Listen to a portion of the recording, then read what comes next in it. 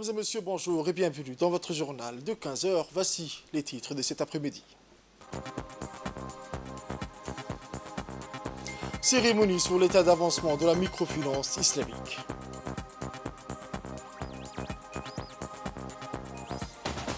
Aux nouvelles mondiales à présent, les décès de migrants en augmentation. Plus de 2 tiers restent non identifiés. Les détails dans cette édition de 15 heures. Le journal au complet à présent, mesdames et messieurs, je vous le disais dans les titres, sous l'égide de son Excellence, Madame Moulouf Ismaël Abdo, ministre des Affaires sociales et des Solidarités, le flambeau de la microfinance islamique a été arboré avec fierté lors d'une cérémonie solennelle organisée ce mercredi 27 mars au sein de l'Union nationale des femmes djiboutiennes, le siège social de l'UNFD. Cet événement haute aux couleurs et en signification a rassemblé une pléiade de personnalités politiques et sociales, parmi lesquelles se sont distingués le ministre de l'économie et des finances ainsi que la secrétaire d'État en charge de l'économie portée par le ministère des Affaires sociales et des Solidarités à travers son bras exécutif, l'Agence djiboutienne du développement social. Cette initiative de la microfinance islamique a vu le jour en 2012 dans le dessein noble de combattre l'ennemi ténace qui est la pauvreté, tout en prenant l'autonomisation financière des couches les plus vulnérables de la société. Étant en parfaite harmonie avec les préceptes de la charia, cette approche novatrice de la finance offre un soutien financier sans pareil et affranchi de toute forme d'intérêt, prélevant uniquement des frais de gestion auprès des bénéficiaires en parfaite adéquation avec les valeurs morales et éthiques chères à la société djiboutienne. Depuis son éclosion, l'unité pilote de la microfinance islamique s'est étendue, tel un doux vent d'espoir sur l'ensemble des communes de la capitale, apportant avec elle une lueur d'espoir pour plus de 3000 âmes désireuses de bâtir un avenir meilleur. Les fruits de cette initiative ne sont pas fait attendre. Des milliers de bénéficiaires ont pu bénéficier des différentes formes de financement islamique, propulsant ainsi la création des activités génératrices de revenus, véritable bouée de sauvetage dans un océan économique parfois agité. On écoute l'intervention de Mme Moulouf Ismaël Abdo, ministre des Affaires sociales et des Solidarités. Je suis vraiment très honorée d'avoir à mes côtés mes collègues, déjà chargés de l'économie et des finances, qui a permis la mobilisation de ces fonds, sans lesquels la DDS n'aurait pas pu justement réaliser tout ça. Pas seulement, donc j'aimerais le préciser, pas seulement dans le domaine de la microfinance, pas seulement dans le domaine de la microfinance islamique, mais également dans tout le développement social que vous observez, que la DDS a réalisé aussi bien dans la capitale, mais également dans les régions de l'intérieur. Je vous remercie, Monsieur le ministre, pour tous les efforts que vous faites et pour la confiance que vous nous accordez. Et sachez que nous allons continuer et à œuvrer justement dans l'atteinte des objectifs, à absorber également les fonds que vous nous mobilisez et à rendre vraiment une satisfaction générale et pour la population de Djibouti, qui est notre cible principale, mais également à ses partenaires qui nous font confiance.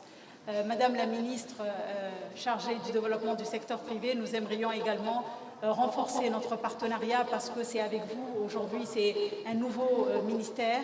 Nous aimerions vraiment travailler pour que nous tous nous arrivions à atteindre les mêmes objectifs et Inch'Allah, avec l'aide de Dieu, tant que nous avons une bonne coordination, nous allons, bi'iznillah, atteindre cela.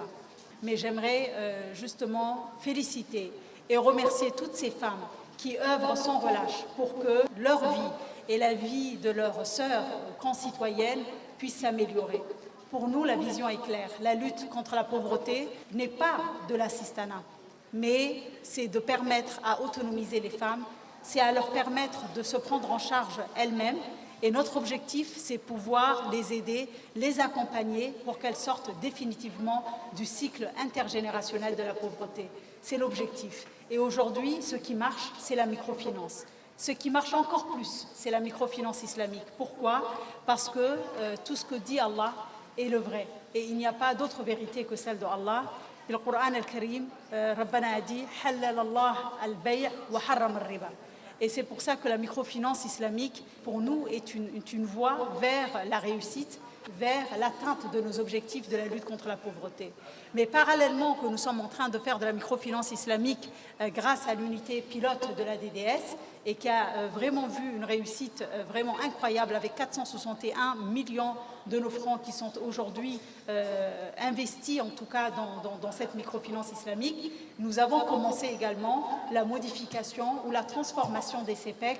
Également, nous souhaitons en faire avec la microfinance islamique au lieu que ça soit une unité pilote, une banque de microfinance islamique, afin que tous les Djiboutiens puissent profiter justement de cette manne financière qui est halal. Aujourd'hui, les 5 régions de l'intérieur, Ali Sabih, Dekhil, Tadjoura, Obok et Arta, bénéficient de ce taux zéro, mais y compris également la capitale. Ce bilan justement de tous les projets de la microfinance islamique en ce mois béni, pour que Dieu puisse également bénir nos activités, puisse nous aider, puisse nous soutenir. Jazakumullah al-khair, wa rabbana inshallah, wa waffaqna khair. Wassalamu alaykum. La cérémonie de clôture s'est déroulée sous les auspices solennels de l'engagement et de la reconnaissance, mettant en lumière le rôle crucial des femmes dans le succès de la microfinance islamique à Djibouti. Les femmes leaders, en particulier les chefs de secteur, ont été honorées par la remise des certificats, soulignant ainsi leur dévouement et leur contribution essentielle à la mise en œuvre fructueuse de ces initiatives. Un moment symbolique qui a marqué l'engagement continuant vers le soutien et le renforcement des efforts visant à l'autonomisation financière des communautés vulnérables de Djibouti avec la remise d'un chèque représentatif. Avant de conclure, la ministre a tenu à exprimer sa gratitude envers l'ADDS et la CPEC, saluant leur engagement indéfectible en faveur de l'inclusion économique et sociale de plus favorisés et encourageant vivement les porteurs de projets à préserver dans leurs efforts. La cérémonie a pris fin par un moment de convivialité marqué par une photo de famille, capturant ainsi l'esprit de solidarité et de collaboration qui a caractérisé cet événement significatif. Autre actualité de ce journal, c'est dans un climat de sérieux d'engagement que la Commission des finances, de l'économie générale et du plan a examiné ce mercredi 27 mars 2024 les comptes financiers de l'Institut national de l'administration publique pour les exercices s'étalant du 2018 à 2022 sous la présidence éclairée de l'honorable Chamark Moussa Aré.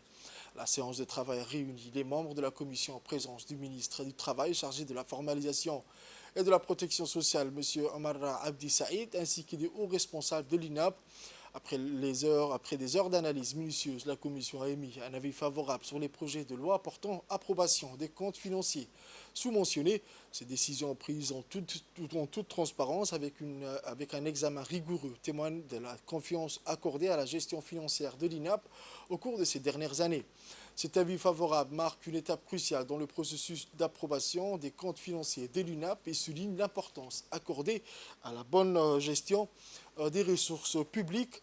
Il témoigne également de l'efficacité des mécanismes de contrôle et de supervision mis en place pour assurer la transparence et la fiabilité des informations financières.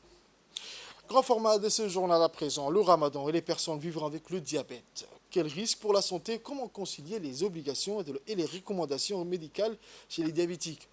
Le jeûne du mois du ramadan est un des rites les plus sacrés du monde musulman.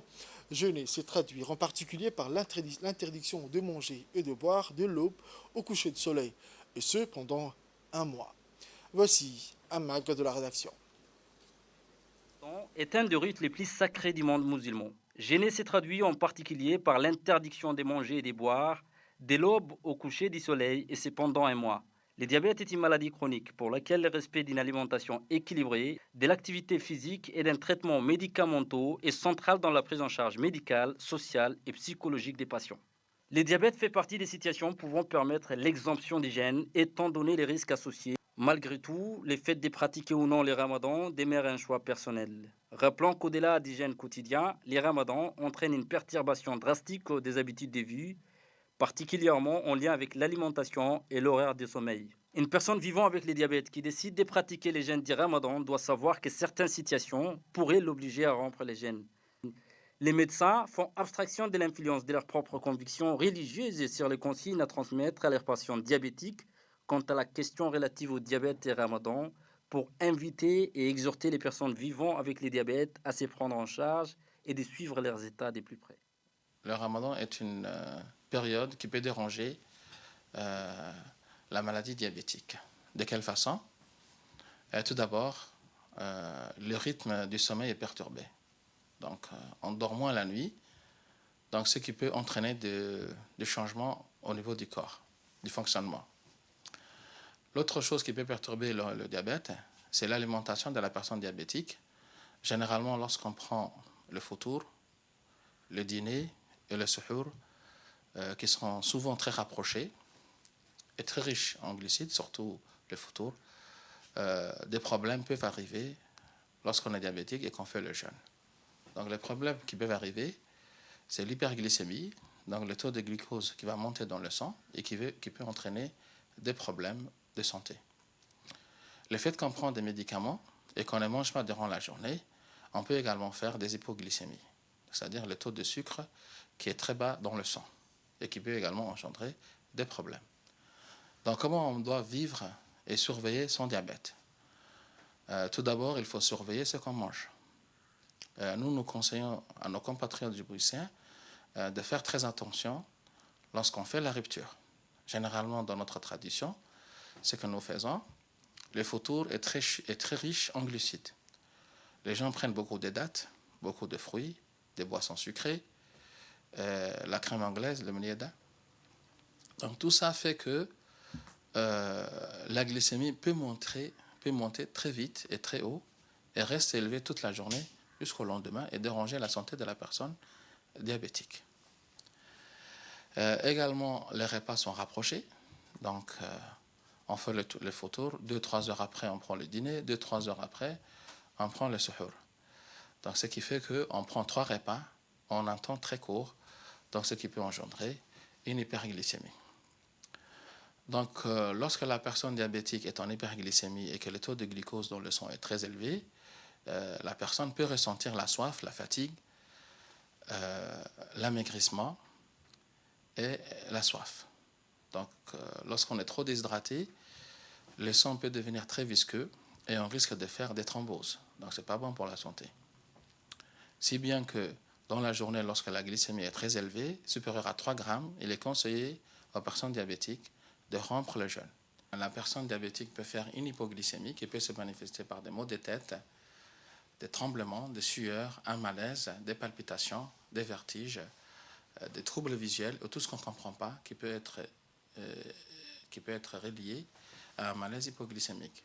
Si on a l'occasion de se contrôler et qu'on arrive à faire un contrôle glycémique avec son appareil dextro, l'hypoglycémie, c'est lorsque le chiffre de glycémie affiché sur la machine est inférieur à 80 mg par décilitre, ce qui veut dire 0,8 g. Donc là, il est conseillé de rompre le jeûne. Donc pour surveiller son diabète, il faut faire plusieurs contrôles par jour, jusqu'à 6 à 7 fois par jour, durant la journée et la nuit. Le matin à 9 h, on doit se contrôler, lorsqu'on se réveille, avant d'aller au travail. Vers midi, il faut se contrôler. Vers 16 h, il faut se contrôler. Avant la rupture, il faut se contrôler. Vers 11 h, avant de se coucher, il faut se contrôler. Et avant de prendre le suhour, il faut se contrôler. Donc on rappelle qu'il faut rompre le jeûne lorsque la glycémie est inférieure à 80 mg ou 0,8 g ou supérieure à 3 g. Donc comment faut-il s'alimenter?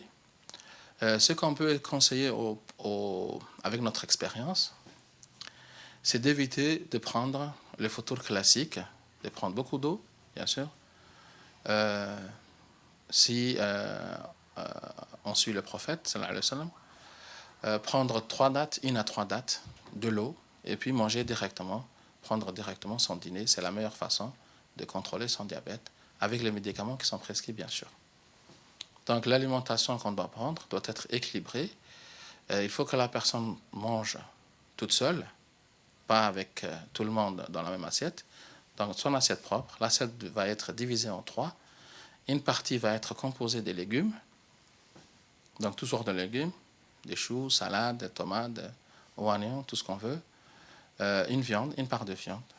Et puis l'autre part dans l'assiette, la troisième partie, on peut mettre des spaghettis, ce qu'on a cuisiné dans la maison. On peut prendre un fruit après avoir mangé. Donc il faut éviter de prendre le jus mixé. C'est pas bon, ça fait augmenter la glycémie, il ne faut pas en abuser. Lorsque, par exemple, la pastèque, le melon, la papaye, ce sont des gros fruits. Donc si on abuse avec la quantité, la glycémie peut trop monter. Donc on conseille de mettre un petit bol de fruits, de salade de fruits, et manger comme ça. Donc la meilleure boisson, c'est de l'eau. Et la personne répartit les médicaments en 2 temps, donc à la rupture et au suhour. Pour ce qui est des injections, Donc, il est conseillé de diminuer les doses d'insuline et de voir avec son médecin de 20%, voire 30%. Et le suhour aussi, il faut diminuer un peu la dose d'insuline. Les médicaments, on les prend à 2 reprises aussi, à la rupture et au suhour. Les jeûnes du mois de Ramadan constituent un dilemme pour les patients diabétiques du fait de la complexité de la prise en charge du diabète dans la période des Ramadans et des impacts qui peuvent résulter de l'observation comme de l'absence d'observation d'hygiène. Face à ces dilemmes, les patients se doivent démiser sur l'importance qui revêt la suivi médical et par conséquent respecter aussi les préceptes religieux relatifs au rite du Ramadan pour s'éviter la répercussion négative que cela puisse avoir en cas d'une expérience négative d'hygiène. Sport à présent, la fédération djiboutienne de handball a clôturé avec brio son championnat national dédié aux filles dans une ambiance électrique au gymnase du lycée d'État où une foule enthousiaste, principalement féminine, s'est rassemblée pour soutenir les équipes. L'équipe de la gendarmerie s'est illustrée avec éclat en décrochant le titre tant convoité au terme d'un affrontement palpitant contre l'équipe de Razdika, captivant ainsi l'attention de tous les spectateurs présents. Sous le feu de projecteurs et les tonnerres d'applaudissements, la capitaine de l'équipe de la gendarmerie a exprimé sa fierté face au parcours remarquable de son équipe. Elle a rendu hommage à l'engagement, au dévouement et au talent de ses coéquipières, soulignant la valeur de la victoire bien méritée. Dans son mot empreint de reconnaissance, le président de la fédération a également tenu à exprimer sa gratitude envers le secrétaire d'État chargé des sports pour son soutien indéfectible à la promotion du handball dans le pays.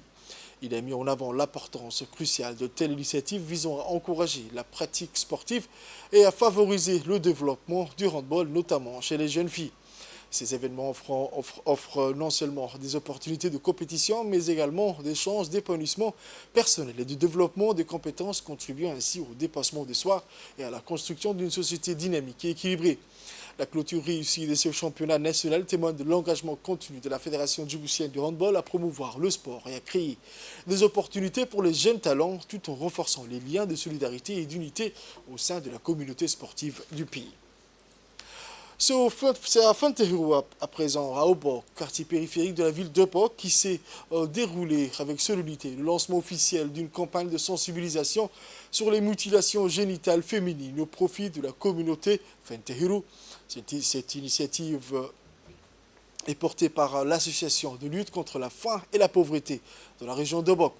Cette journée inaugurale a été marquée par la présence distinguée du préfet de la région d'Obok, M. Moussa Aden Migane, ainsi que du président du conseil régional, M. Mohamed Ismaël Hamed, tous deux ayant généreusement accepté d'accompagner l'association dans cette noble mission et de donner l'impulsion nécessaire à ce projet crucial.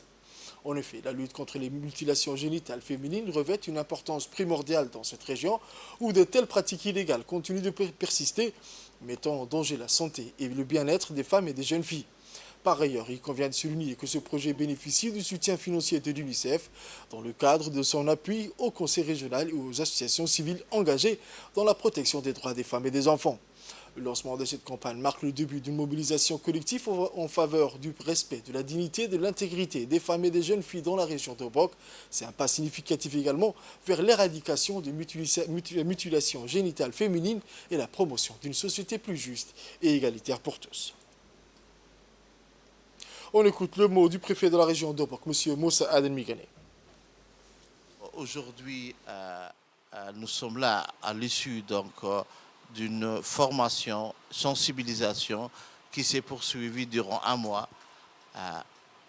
Et ce projet ne se déroule pas seulement à Fantehiro, mais en même temps à Mulhoulé, Adguinou et Orobor en même temps, donc 5 localités de la région.